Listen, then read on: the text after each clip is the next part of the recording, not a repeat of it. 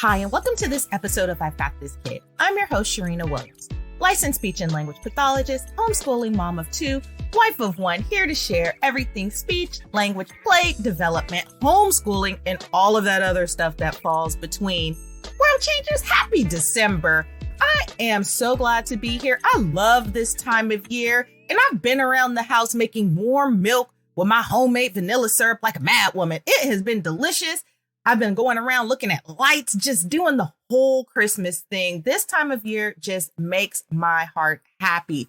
And it makes these cold Cali days a lot more bearable. The warm vanilla milk, that is, not the walking outside in the freezing cold looking at the lights thing like that. That's insanity, but it's fun nevertheless. World changers, have you picked up your copy of Watch Me, Connecting to Your Child Through Play?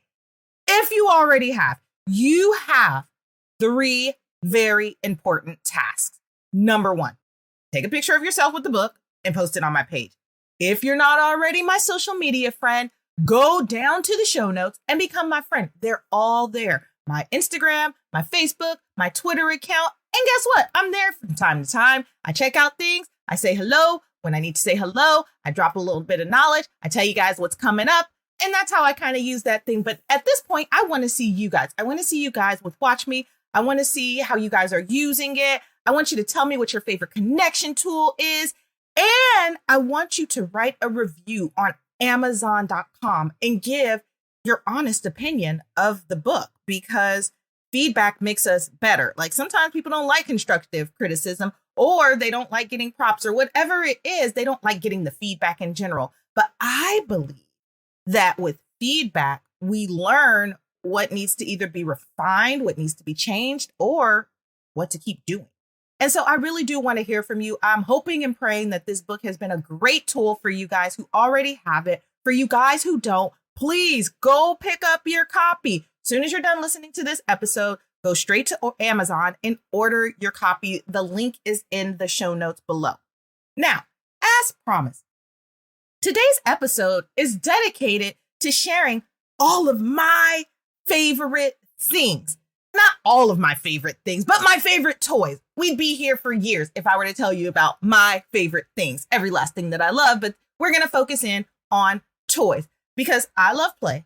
And as much as I love play, there are certain toys, there's certain items that really speak to me, like that really resonate with me, that have for the last 10 years have been like my go-to.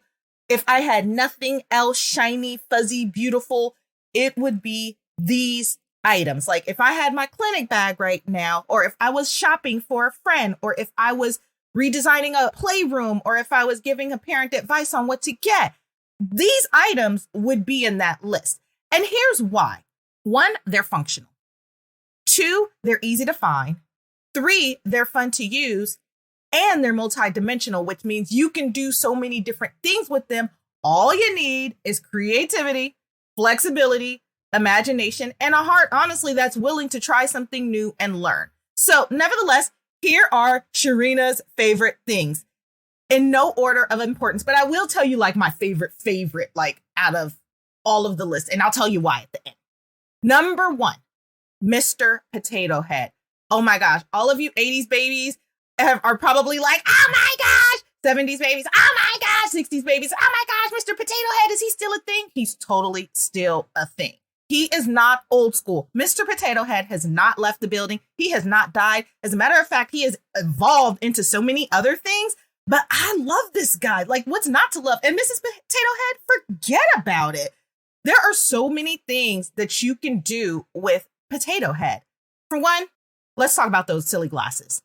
Let's talk about those. Let's dig into that real quick. There is nothing sillier than putting on those glasses and looking at your little sugar, because all they do is crack up. Like there's nothing else they can do because you look so ridiculous, but it's a great way to get them to engage, to get them to focus on you, to get them wanting to play with you and to do with you.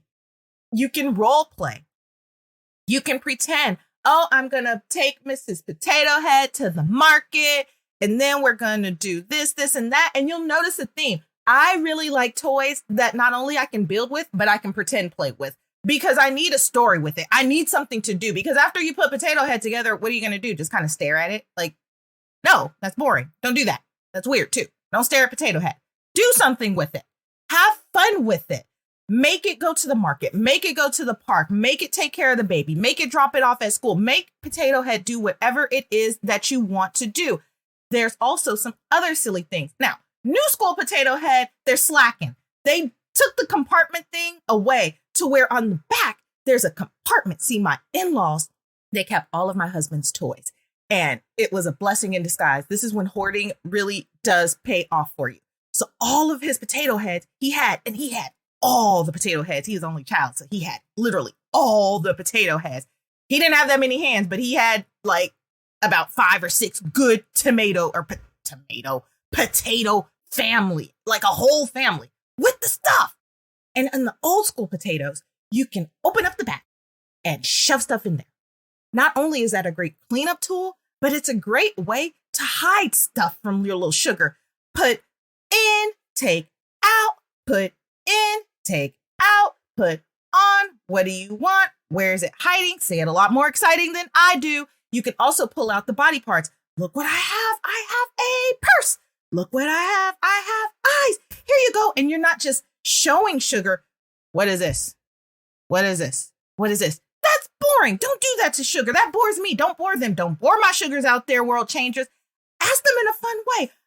I'm pulling out eyes. I'm pulling out the nose. Which one do you want? And guess what? They're going to show you which one they want. And even if they mix it up, guess what? All you have to do, if they point to the nose, but they say eyes, all you have to say to them is, oh, you want the nose, and then give it to them and move on and build your potato head and keep reinforcing that language. That's the other piece that you're going to notice about a lot of my toys. I like to reinforce language. It is important to give them that vocabulary and to build that thing up, because they're going to be able to use that in other sentences. So you want to get the biggest bang for your buck when you're thinking about what toy am I going to use? What language can I build in? And how can I get them to pick up more language, expand their vocabulary, and use it across settings? Second favorite toy, stackable rings. Stackable rings. Stackable rings. These are the gift that keep on giving. I tell you, they seem so one-dimensional. You see them in the store and you're like, here's these colorful rings. Everyone has like 2 or 3 sets of them in their house and you don't know why. And it's just that classic toy that every toddler and every baby seems to have on their shelf. But let me tell you, creativity is crying to be birthed with stackable rings. And let me tell you why. For one, don't miss out on the opportunity to turn that stackable ring into a hat. Yeah, I said it, a hat. Take that bad boy, you put it on your head, and you start singing. I always sang my personal favorite, Cherina has a hat. What do you think of that? Now, you got to get your own song, or you can use my song if you want my song. It's bad, but it was my song, and I don't know why kids liked it, because it was so ridiculous. And it's fun. You can also look through these rings. Peekaboo is a great way if you're trying to build up. I want you to look at me. I want you to pay attention to me. I want to pay attention to you so we can do this togetherness thing. And so you put them on your eyes and you get really close. And I guarantee they're either going to pop you because it's funny, pop you because it's scary, or just start laughing at you because you are the silliest person in the world. But it teaches them how to build that interaction, how to build that reciprocity. It also teaches turn taking when it's actually time to stack the rings. Once you're done wearing it as a hat and playing peekaboo, or wearing it as a bracelet or an anklet, or putting it on Dolly's head and all that other silly stuff, you can actually teach turn taking when you play with the toy the way that it's intended to be played with. So you take the ring and you there's usually 5. So somebody's going to get an odd number. Don't feel bad. I even have a way to mitigate that. Don't worry about it. You give them 2, you take the 3, whoever has the 1, my turn, the one that goes on the bottom, my turn, put on, and then your turn, you put on, and you go back and forth. Now, when it gets to that last coveted one that they've tried to snatch out your hands, if they haven't tried to snatch the other ones out your hands, you tell them together, and you guys both put your hand on the toy and put it on and say, yay, we did it! This is the easiest way for you new world changers who are new parents or you're like, I want to play, I want to engage, but I kind of thought that play was kind of like their own thing, and I want to kind of learn, I want to kind of get into it. That's a great way to start because it's simple, it's quick, and it's fun. And nobody doesn't like stacking rings. I don't know what it is. It's the most simplistic toy you would ever think of. And whoever was the inventor of stackable rings, I'm gonna have to fact check that. Whoever was the inventor of that, I am very curious to see where they were, because if I thought to myself, rings on a stick is going to like survive decade after decade after decade, and there's going to be multiples in people's houses, I would have been like, I better get a side gig. I really better get a side gig. But seriously, people love it. Kids love it. And it's still around. And honestly, I'm not going to lie. I kind of like them too. They're pretty fun. If for no other reason, the hat thing. No other reason, right? I don't know. 3, ball. You guys had to know ball was going to show up on my list. Now, I've got ballteria. That's my way of saying ball criteria. I am picky about my ball. The ball that I choose, it has to, I've been around a while and I just ain't got time for that. I don't like any kind of ball that is hard. I don't like any kind of ball that can do bodily damage. I don't like any kind of ball that could break a window that goes under damage, but not bodily. I don't like any kind of ball that is so just sensory overload. Like it's too bright. It's too whimsical. It's too noisy. I don't like those balls. I like a simple, boring ball. Because guess what?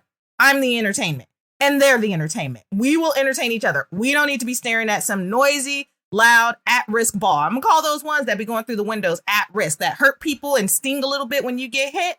Yeah, I don't fool with those. So this is why I like a good ball, because it works on attention. You have to watch where that ball is going or else you're going to get popped. And that's even without the intention of like trying to pop you. But if sugar isn't looking at where that ball's going, they're going to get hit. Even if it's a little soft hit, they're going to get hit. It works on their gross motor skills. That's those big movements. You think about if you look at your arm and you look at the joint between where your shoulder and the midsection of your arm, where that joint is, where your elbow is, that whenever you bend your arm like that, that's a big gross motor movement. When you walk, that's a gross motor movement. When you wiggle your fingers, and when you talk, that's fine motor movements. That's the smaller movements. Tossing a ball, rolling a ball, bouncing a ball, anything with the ball hits on those big gross motor movements. And it helps sugar become more coordinated when they're moving big objects. And so it's really good for that as well. You can also describe what you're doing with the ball. You can roll the ball. You can bounce the ball. You can talk about the ball. Big bounce, little bounce, teeny tiny itty bitty bounce, little roll. And it's silly and it's fun and it keeps them engaged. And you're also, again, teaching that reciprocity of my turn, your turn, my turn, your turn. And if they run off with the ball, then you can say something to the effect of, what happened to my turn? And sound sad, like, you took my turn. Are you all done with me? Or do you want more play? I was playing with you. And you can kind of hit on that social piece of, how do I get you to tell me what you want? Are you done playing with me? Do you want to play more with me? Or were you initiating some kind of chase game? And then that's when you have to make sure that you've been keeping up with your cardio so you can keep up with that 2-year-old or that 3-year-old or that 4-year-old or even the 1-year-olds nowadays that are moving and running. You can keep up with them and get them, right? And chase them with that ball. And so that's why I like the ball in general. But again, remember, be ball picky. Some balls are just not meant for play. They're just meant for like sitting on a shiny shelf. Like they're not meant for like that active engagement because you might get yourself hurt. So watch yourself there. All right. Number 4, ball shoots. Ball shoots are hilarious. You might be like, what is a ball shoot? So think about that rectangular toy. Sometimes they come in the form of a square, but usually they're rectangles, right? And there is multiple balls. There are multiple balls, usually 3. Sometimes I've seen them in 4s or 5, but usually 3. 3 is usually like the comfortable number, right? And you put the ball in and you push it, or you put the ball in and gravity takes over and it goes down to the bottom and you do it again and you do it again and you do it again.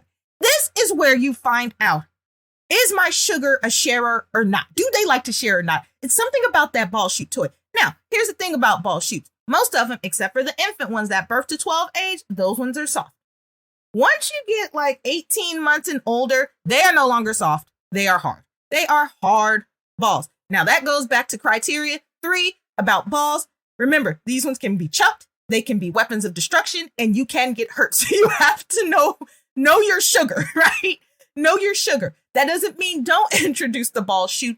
Maybe just don't give them all of the balls from the shoot. Maybe you hold the ball and do a hand over hand, one at a time. So that way you don't have mayhem and pain. And then you're like, I got hurt. I don't want to play anymore. Because I'm going to tell you, world changers, I don't care who you are.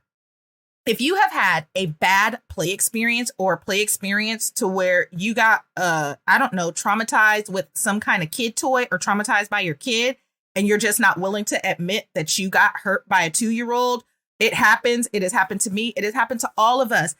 It makes you a little squeamish when it's time to go back for round 2. And so I want you to be okay with the idea. This is where we're growing and we're learning, right? The connection is the toy. We have this common thing that we're going to do something with together. The growing is when I'm learning how to play with you. You're learning how to play with me. I'm learning what you know. And we're doing all of this together. We're growing together during this time. And we're learning about each other during this time. What kind of player are you?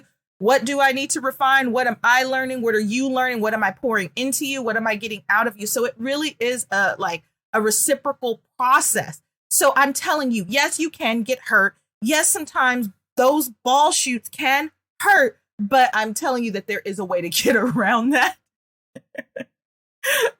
Especially for my sluggish sharers, my little sugars who don't want to share the toy. You have to tell them what it is that you want from them. Okay, it is my turn. Now it is your turn. And then it is my turn. And they might try to grab, and you're going to have to get quick and move back really fast and be like, still my turn, really fast. And then put the ball in before they get it out your hand, because they're good and they're quick. They're quick at that age. So also during this time, you want to ask questions. Which one do you want? Do you want the blue one or the purple one?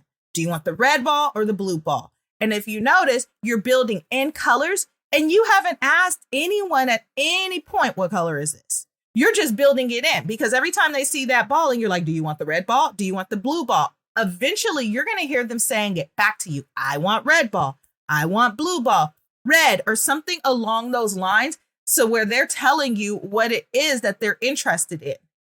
And during this time, you can also work on social skills. You can work on saying, I have a ball. You have a ball. Can sister have a ball? Can brother have a ball? Can dad have a ball? Can stuffed toy have a ball? And you can seriously ask these things, because they're going to look and they're going to give a strong yes or a firm no. But at least you know you're trying and you're getting them to think about, we can have togetherness with other people as well as with mom and dad. Toy 5, block Legos. Block Legos are really the prequel to Legos. They're great because you know what? They don't hurt when you step on them.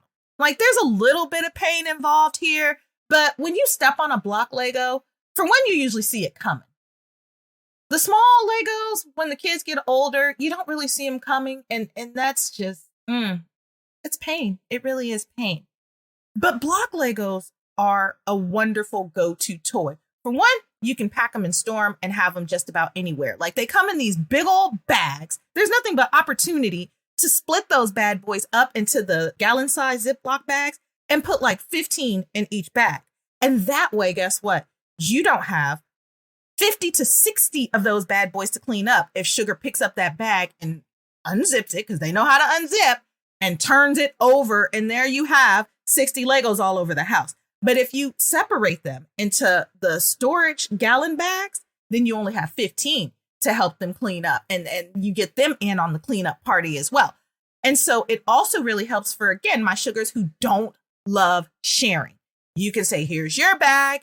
Here's my bag. Let's do together. Let's play. Let's build. And you get them building, and it gets them sharing, and it gets their attention, because they have to sit down and stare at whatever it is that they're building. and they have to imagine what it is they're building. I'm making a dinosaur. My dinosaur's name is always Rar. And so I'm making a dinosaur. Here's Rar. Guess why he's Rar? Because he's going to go through the land and rar, right? I know. Don't judge me. It also teaches colors. I'm going to put the red block on top of the yellow block, but I'm going to put all the blue ones together. You can have that kind of fun in there. I'm going to build 1, 2, 3, going up, or down, 3, 2, 1. Woohoo! You can teach pre-academic skills. Again, I've already talked about how you can build in colors and sometimes numbers and even shapes for that matter, because they usually come in, I believe, 4 different sizes. They're all square rectangles and they're different variations of square rectangles. And you could talk about that. This one is long, the one with the 4 prongs at the top. It's a long rectangle. This one is a small rectangle, the one with the 1 prong at the top. You can discuss that. This one is thick. This one has 4 and it's a rectangle, or it looks like a square. What do you think? Is it rectangle or a square tangle? I don't know. I would just talk about those things with them because, again, it gets you guys thinking. It gets you guys talking together. It gets you doing together. It gets you engaged in a different way to where you're taking this thing, you're building this thing, and you're doing it together. And you're even sometimes acting it out together. And it's really fun. Number 6, puzzles. I love puzzles. Puzzles are a friend. I'm puzzle picky like I'm ball picky. I really am. I'm toy picky. But you focus on a theme. Most puzzles have a theme. I stay away from animation. I stay away from ABCs. I stay away from numbers as the primary focus of my puzzle. And the reason why I stay away from these things is because puzzles are the best way to build in vocabulary, to build in somebody's actions, to build in all of these other things, to build in what's happening. And it's a lot of fun. Now, my personal favorite puzzle, I have this one puzzle. And it is it's like a aquatic puzzle, but it has a fishing pole with it. And I love this puzzle because I can use the magnetic fishing pole to get the puzzle pieces out. And I can talk about what I took out. Stingray out, shark out, dolphin out, go back in. I can talk about them swimming. I could talk about the pole. You have to be careful with those kind because, again, that's a hazard item as well. Because that string and that magnetic stick will pop you. It does hurt. So again, this is the time to learn your sugar, connect through the toy, grow, doing together, and then learn what kind of player they are, right? Are they swinging that stick around? If they're swinging it around, don't flip out on them. Oh my gosh, world changers. Don't flip out. Don't be like, oh my God, what are you doing? You're going to hurt somebody. You're going to put an eye out. That's going to freak them out. It's going to make play not fun, and you're going to traumatize them a little bit.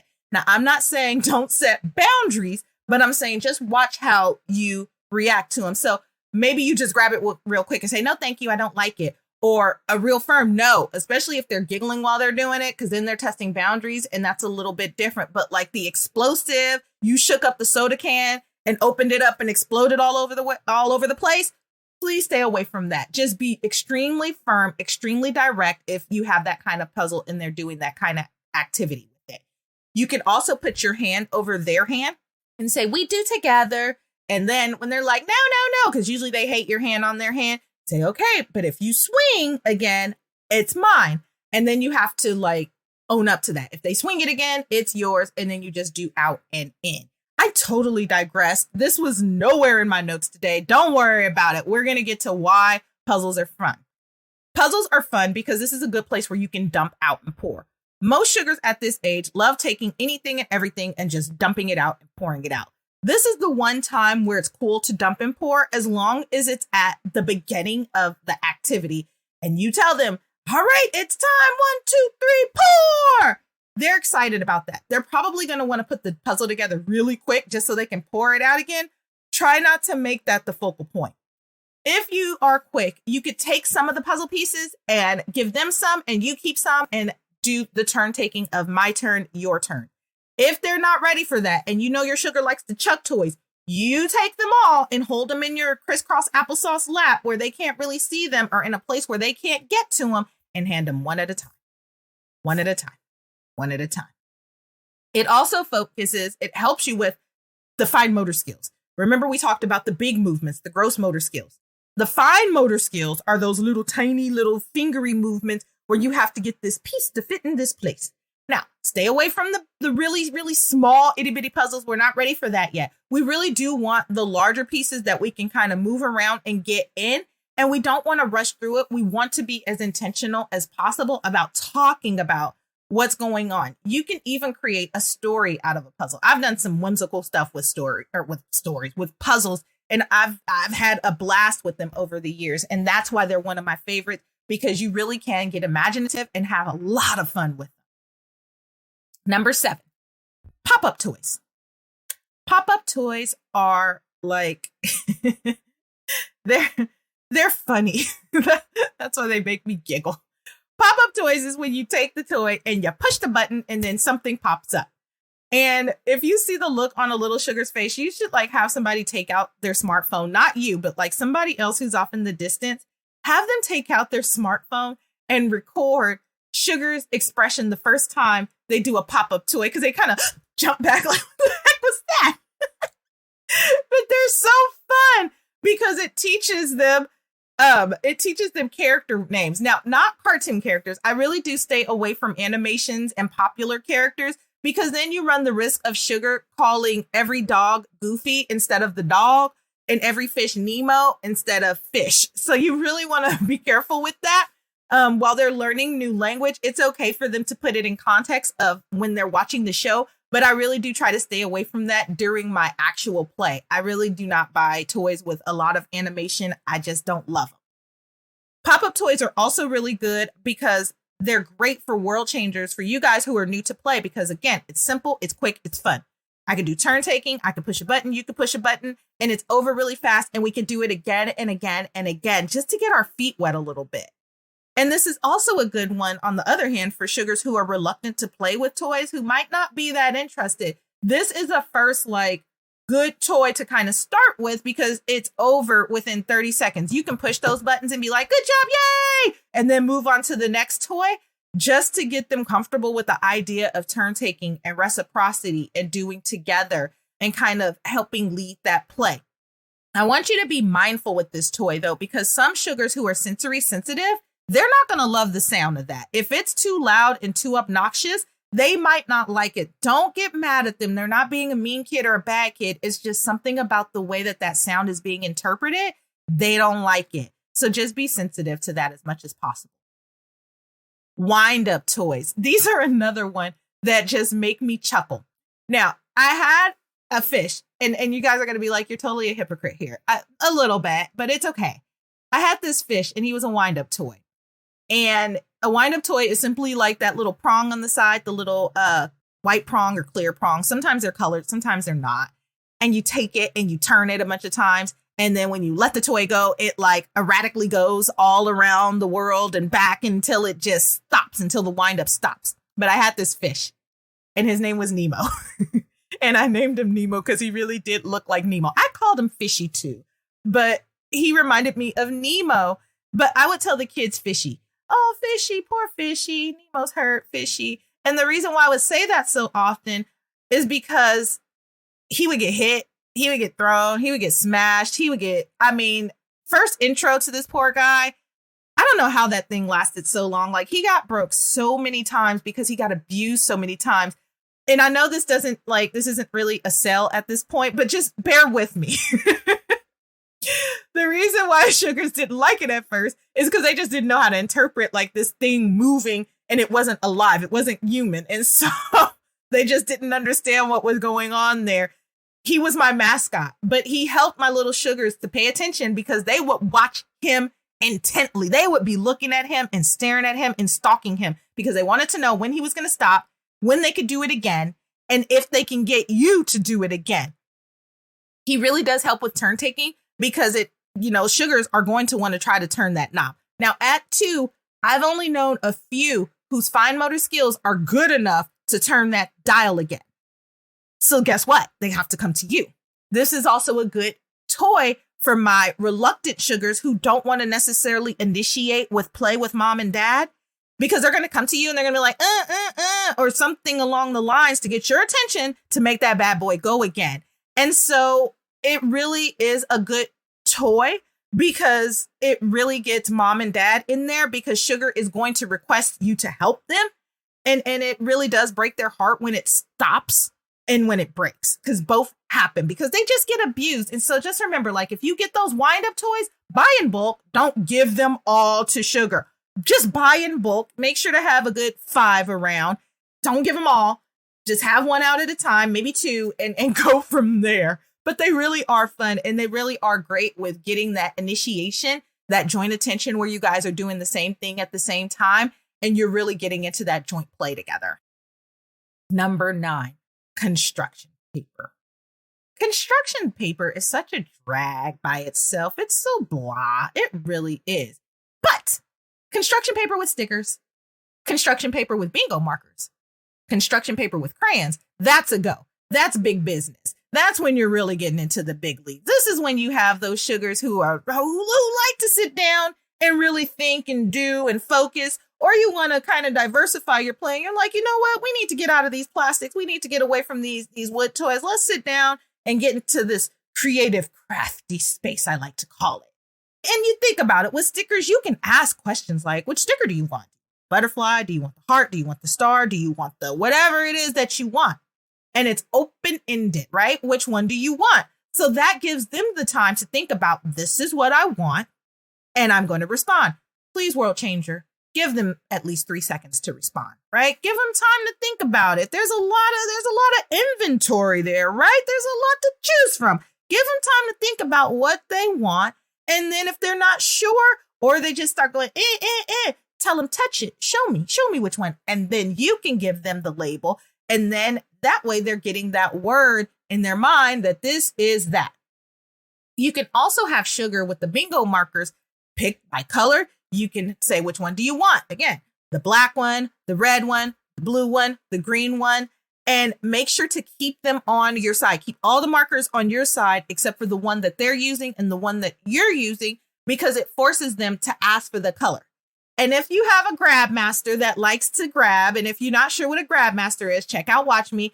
I talk about what a grab master is. If you have one of those sugars who are grab masters, you can even mitigate that with appropriate steps to make sure that they're not just grabbing out of your hand, right? And so you really want to make sure that you're getting them engaged in that conversation. And again, you're teaching them pre-academic skills in a very natural way. So they're learning colors in a natural way. They're learning how to use them in a natural way. They're learning how to describe in a very natural way, to where they're not just spitting off this rote information and you're not being like the test proctor. Number 10, sensory bends. You know, I've seen some pretty cool stuff on Pinterest, but my favorite sensory bends, here comes the picky. I know who I am. Here comes the picky though. Sensory bends have to have 3 components for them to be a go in my world. It has to have something to dig through. Obviously, it's a sensory bend, right? So that means you got to choose your weapon, right? Do you want sand? Do you want beans? Do you want those little plant feeders to where you put the water on them and they expand and expand and expand? Like, what are you looking for, right? So you got to have something to dig through. You got to choose that first. Or you can make sensory bends with all 3. I've had all 3. You got to have something to dig. And not just your hands. You got to have tools. Tools are crucial. You got to have the clamps. You got to have the fork. You got to have the spoon. You got to have the shovel. You got to have that stuff. This is serious business here, y'all. And most important, it's got to be exciting to find. Think about it like this. Have you ever had a gift and it was wrapped beautifully, and then you opened it up and it was, and I mean meticulously wrapped with all the silver and gold and the ribbon and wreaths, and it just looked magical, and you opened it up and you found out it was socks. Not to say socks are a go. I like socks, but it's not quite what you expected. That's what I'm getting at. Like, if you have something wrapped nicely, you want to find something nice in there to kind of keep the momentum up. So make sure that the stuff in there is exciting to find. Now, what's exciting to you may not be exciting for me. you have to know your sugar. So if they're into dinosaurs, if they're into cars, if you're trying to get them into something new, make sure what they find is a really cool thing. And you can go to craft stores and get the little things to find. You can get, if they like Legos, you can shove Legos in there. You can shove their toy Matchbox cars in there. You can shove whatever you want to shove in there to make it fun and engaging. And I've seen actual bins in the store, and those are cute. Like, they're really cute. But I feel like with sensory bins, it's one of those things that it's very personal to me. Because if your sugar has sensory needs, then they like a certain something. And so I feel like that's something that you can take 10 or 15 minutes to make at home. The hardest part is going to be finding those 3 things: something to dig through, tools for digging, and exciting things to find. 11, wall chalk. Wall chalk. Wall chalk is messy. It's fun, but it's worth it. Oh, baby, it's worth it. The possibilities there are endless. You can make just about anything with wall chalk. I was like the master housemaker with a tree and a car, the sun, and the clouds. It was Picasso, not really, but it was nice to me, and I liked it, and it got the conversation going. And I would make people, and I would make my little stick people, and they would have their hair all over the place, and it would be fun. And I would make my hair curly because they knew I wore my hair curly, so they knew who was me, and they knew who was them.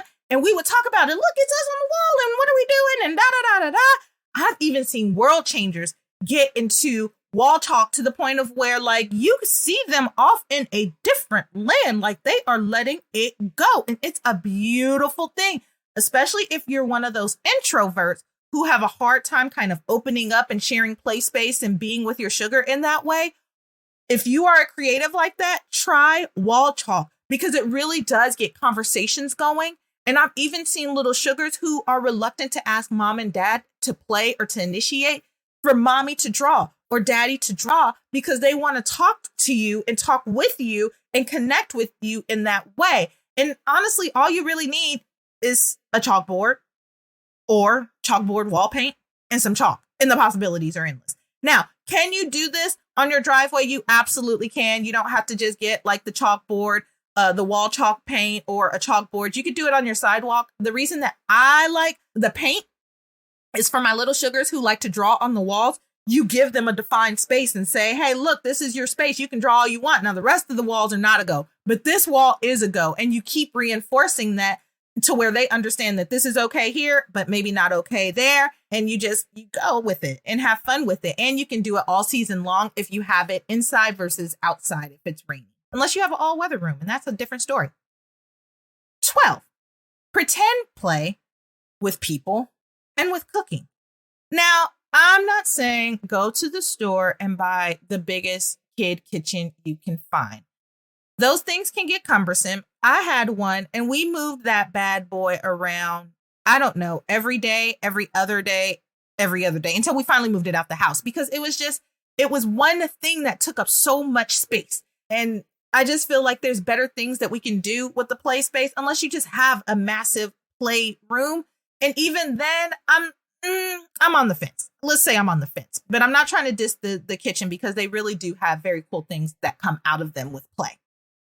What I love about pretend play with people and with cooking is that you can enact real people. You can pretend to be real people. I stay away again from animated characters. I like to do the real stuff. Real cooking, real cleaning, real feeding the baby, real combing hair. And it really is a game of patience. Like, this isn't the game that like the Popup Toy or the Stackable Rings or the ball play. Like, it's not that kind of turn up. Like, this is really the turn down. It's not the high energy stuff. And it doesn't always have to be the turn up. Through this kind of play, you can teach emotions. You can teach empathy. You can teach laughter. And I love this kind of play, because for my sugars who have a hard time with relating to other people's emotions, this is where you can start teaching that and building that in. Oh my gosh, she's crying. Why is she crying? Can we make her feel better? You can build on that stuff through this type of play. And it's so much fun. You don't have to spend a whole lot of money on it. Some of that stuff you have lying around the house as far as pretending, They even have kits now to where you can be a doctor, you could be a nurse, you could be a lawyer, you could be a teacher, you could be a whatever. All you have to have is imagination and patience between you and your sugar. Know that this is not the 5 to 7 minutes of play like some of the other stuff. This is going to require a little bit more engagement. And some sugars might not last that long because it might be a little bit too dry for them. But still, it's okay to introduce it because you can do a few minutes of it and it's fun. Number 13, bubbles. Boy, I tell you, what a little bit of water, some Dawn dish soap, and corn syrup will do for you. I love making bubbles at home. I'm going to leave the recipe in my show notes today. They smell good. And frankly, they really do make better bubbles. They do. I'm yet to find a better bubble better than at home bubbles. And the reason why I love bubbles so much and at home, a few reasons. I like making them at home for my sugars who like to eat stuff. There are sugars in this world who really like putting stuff in their mouth, and ain't nothing wrong with it. That's how they interpret the world. Don't judge them, right?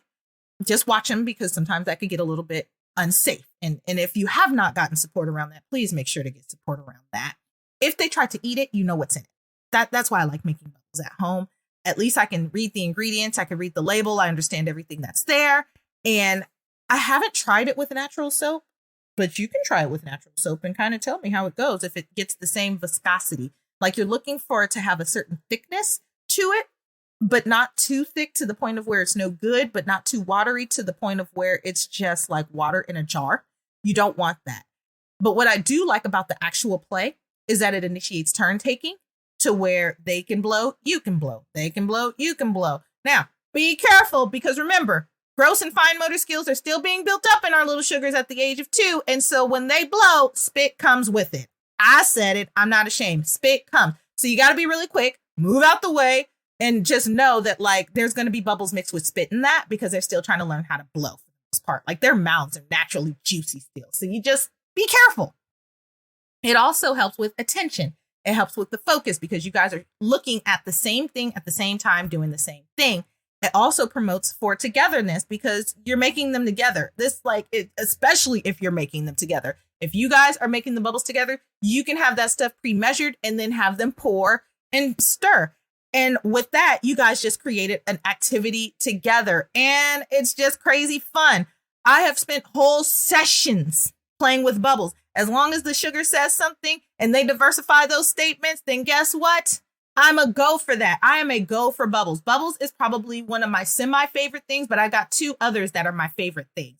And you can even describe the bubbles. Like I got so good at blowing bubbles that I could blow big bubbles, little bubbles, baby bubbles, multiple bubbles, bubble, bubble, bubble, bubble. I love bubbles. They really are fun. And so it really is one of those activities that goes with you for a long time. That's another thing I like about it. Like it's not going to stop after they turn 3 or 4. Like if I break out bubbles today, my 12-year-old is still going to be trying to get in on that action because it's fun. I like them. PlayDoh. PlayDoh is my favorite, y'all. Oh my gosh. Oh my goodness. Now, if you want my recipe for PlayDoh, I'm going to put that on my Instagram and Facebook page this week. I love PlayDoh. It is one of my favorite things, not only to make, it is one of my favorite things to do, because all it is with homemade PlayDoh in this house, flour, salt, oil, water, cream of tartar, and some food coloring, what that will do for you. Woof! I love that stuff. It's another one of those activities that grows with your sugars to where I can go in the house right now and be like, hey, we're making PlayDoh. It's a go for everybody. Everybody's in on that. They want to make it. They want to get all dirty. They want to do their own colors. They want to have fun with it. You can throw all kinds of crap in there. I've seen glitter. I've seen those little stars. I've seen all kinds of little craziness go into Play-Doh, and people in my house get Play-Doh picky. This is my Play-Doh. That's your Play-Doh. Don't touch my Play-Doh. You know my Play-Doh is the glitter Play-Doh. Why are you getting in that? I had to stop making Play-Doh with them because it just got too serious in the house. Like they get too serious sometimes. But Play-Doh is so much fun. It's better at home because the texture of it is better when you make it at home. For the sensory kids who hate normal Play-Doh, if you try my recipe, they usually love that one. They're okay with it. And again, it goes back to my sugars who like eating things. And again, don't judge them. They like eating things. That's how they interpret stuff. This one is safe. I know what's in it. I don't have to worry about it. They're eating a nasty, salty snack because a cup of salt goes into that bad boy. And so if they want to take a snack of that, usually their face kind of grimaces and you see them kind of crumble because it's disgusting, but they'll eat it and they'll spit it right back out. I've only seen a few who go for the swallow, but I mean, at least we know what was in there, right? For this, it just builds creativity. It builds imagination. If you have cookie cutters, it's a go. You can do whatever you want with cookie cutters. You honestly don't even need cookie cutters. If you have a hand that can roll, push, and pat, you can make just about anything. I've made just about anything and everything. And this is another activity where I have seen parents kind of just go off into the distance and like, it may have been a rough week and you can tell because they just kind of go off and they're starting to build. And I'm like, no, enjoy yourself. You're fine. Like, have at it. So make sure, like with me there, it's different because I can engage with sugar. But with you, you make sure to still be engaging with little sugar. And you could talk about the things that they're making. And you could talk about their ideas and even expand on that through a story. And finally, it's also a great gift. If you're looking for gift ideas, it's personal. And it keeps for 6 months in cool spaces. Yes, it does. Yes, it does. And if you really want it to last long, put it in the refrigerator. Then it's really a go. I've seen mine last up to a year in a refrigerator. Finally, number 15, my second favorite toy activity thing for engagement. Books. Books. Now, in Watch Me, I spend probably most of my time talking about books for a reason. Books, literacy, pre-literacy is one of the strongest building blocks to our sugar's learning for now and forevermore. If you can read and you can understand and you can interpret multiple text, then there's nothing that you can't learn. It's just, if you want a smart kid, if you want a sugar to build up vocabulary, if you want them to build up their language, if you want them to see the world from a different perspective, if you want them to learn things, whatever it is, books hit on that. So many books. It doesn't have to be novels. I debunk those myths that you have to read 300 pages to be knowledgeable. No, you don't. You have to find well-intended books. Now, there is a place and a time for those longer books. There really is. But you don't always need that. And honestly, frankly, we don't always have the time for that.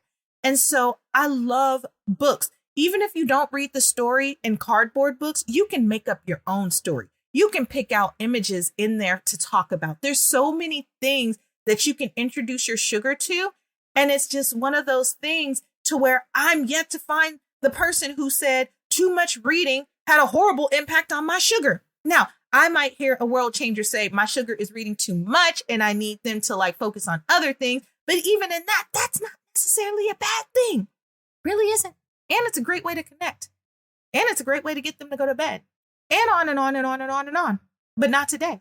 So world changers, those are my favorite things. I kid you not. Those are my favorite go-to activities, items, toys. I want to hear yours. Was it something on that list? Is it something else? Tell me on my social page. What's your favorite toy to engage with? And if you try one of these, tell me how it worked out. Remember, world changers, you can buy up the whole store this holiday season. You really can. But sugar's still going to want you to be a part of things. Like, you're going to buy all those toys and they're going to want you to be there. And so be there. Like, be there to help develop those early play skills. Be there to help them learn new skills, new information, how to interact. They need that from you. They really, really do. They are learning from you. And if we don't teach them, then they don't know, or they come down to their own conclusions about it. And if you need some help on how to execute things, pick up a copy of Watch Me, Connecting to Your Child Through Play. It will definitely help you get things going. Also, if you have a question related to this episode or past episodes, send me an email to questions@I'veGotThisKid.com. I would love to hear from you. Also, join me next week where I will answer the question, does my sugar have hyperlexia? I cannot wait to tool you up around this. Hyperlexia is such an interesting topic. And I have been doing my research, doing my reading, talking to some folks, and I just can't wait to get this out there for us to kind of understand what it is, what actions to take, and to keep the party going. Don't forget, World Changers, if you're enjoying the show, please feel free to rate the show. Tell me your thoughts. Share it with a friend. Become a subscriber. Nobody has a good meal without sharing it. So come on, share it and tell the world what you think. World Changers, it's always a pleasure. As you guys get prepared for this Christmas, please be safe out there. Have fun. Connect with your family. Enjoy yourself. Until the next time, y'all, take care.